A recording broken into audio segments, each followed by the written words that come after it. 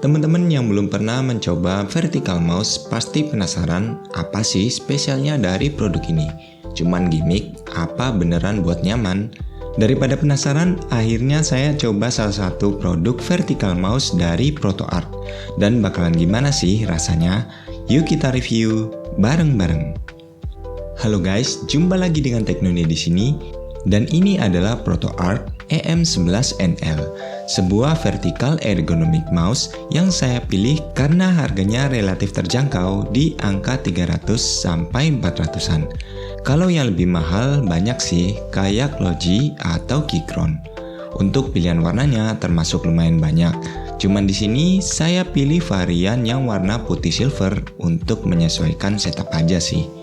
Di harga segini cukup spesial ya, karena secara koneksi termasuk lengkap dan sudah ada recharging baterai juga. Dalam kemasannya sendiri ada kartu garansi, box yang berisi kabel Type-C dan buku manual, serta dari mouse-nya sendiri.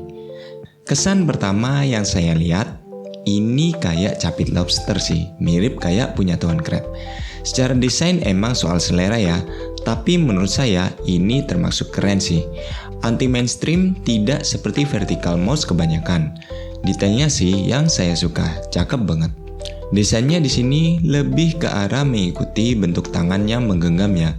Karena seperti yang kita ketahui, jika vertical mouse diciptakan dengan postur tangan yang secara defaultnya menghadap samping. Sehingga untuk tombolnya dibuat miring ke atas. Persis kayak kita megang gelas sih. Untuk sudut kemiringannya sekitar 58 derajat ya, jadi nggak benar-benar tegak lurus.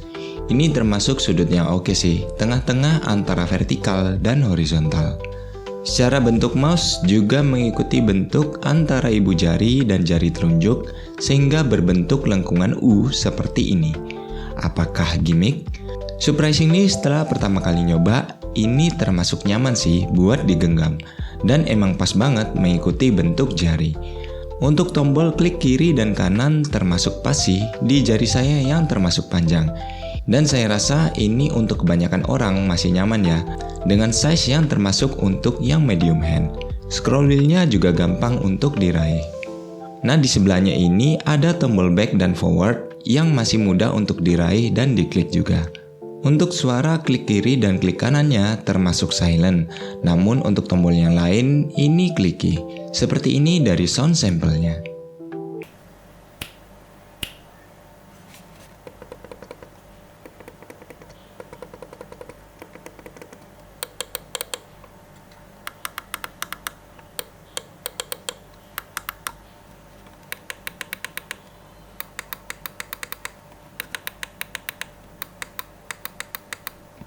Untuk gripnya termasuk enak karena lengkungannya mengikuti bentuk jari, terutama di bagian jempolnya ini. Ada juga tekstur lengkung yang bisa membantu cengkeraman mouse. Cuma yang saya nggak paham, secara lebar atau panjang mouse ini memanjang ke bawah ya. Agak beda dengan beberapa vertical mouse lainnya yang justru mengembang ke samping. Kelihatannya memang mengikuti bentuk tangan yang memanjang deh.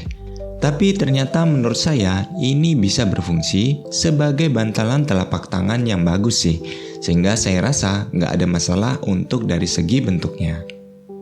Lanjut ke koneksi, yang ini sudah termasuk lengkap ya. Di bagian bawah ada tombol triple connection, mulai dari 2 pasang bluetooth dan 1 untuk dongle connection. Untuk tempat dongle-nya bisa ditaruh di bagian bawah, jadi nggak perlu khawatir hilang. Karena paling rata-rata kita akan menggunakan dari Bluetooth-nya sih. Selain itu ada tombol on dan off, serta lubang charging Type-C di bagian depannya. Untuk baterainya sendiri sebesar 500 mAh yang bisa bertahan sekitar 90 harian dengan cukup cas 4-5 jam saja. Masih termasuk awet sih. Lalu juga ada mode sleep ketika 30 menit tidak dipakai. Sayangnya untuk DPI hanya fix di angka 1000, 1600, dan 2400 saja. Tapi saya rasa ini masih aman buat daily activity kerja. Ketika dipakai sehari-hari buat kerja atau browsing, ini nyaman sih. Dibuat desain juga masih oke. Nah yang paling ditunggu pastinya komentar jika digunakan untuk gaming.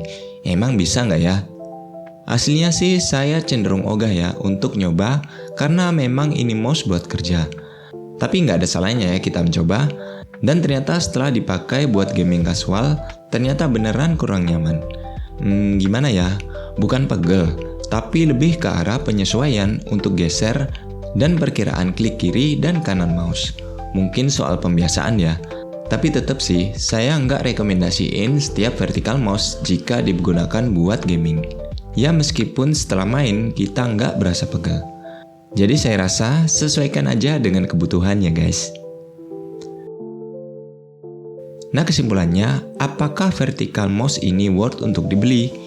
Kalau menurut pendapat saya pribadi, ya masih termasuk worth jika berada di bawah 500-an. Karena banyak vertical mouse ergo di luar sana yang dijual dengan harga mahal, namun tidak cocok 100% untuk tangan kita. Karena mau gimana pun juga, ya pastinya kita pengen pakai mouse yang bisa digunakan untuk berbagai macam kondisi.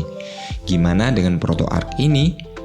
Di harga segini masih termasuk oke sih dengan pengalaman baru yang ditawarkan.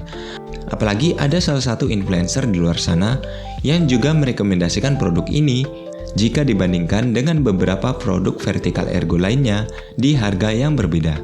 Jika melihat dari harga antar ergo dan feel yang didapatkan, saya rasa ini termasuk worth sih buat kalian yang lagi nyari mouse ergo buat kerja. Apalagi ini garansinya hingga 2 tahun. Selebihnya, silakan kalian pertimbangkan ya, apakah benar-benar butuh atau enggak. Karena pastinya ini enggak seberapa cocok buat gaming. Tapi bagi saya pribadi, saya akan keep mouse ini sebagai variasi mouse buat bekerja. Oke guys, sekian dulu review hari ini. Mudah-mudahan bisa menambah sudut pandang buat teman-teman. Akhir kata, semoga kita semua bahagia.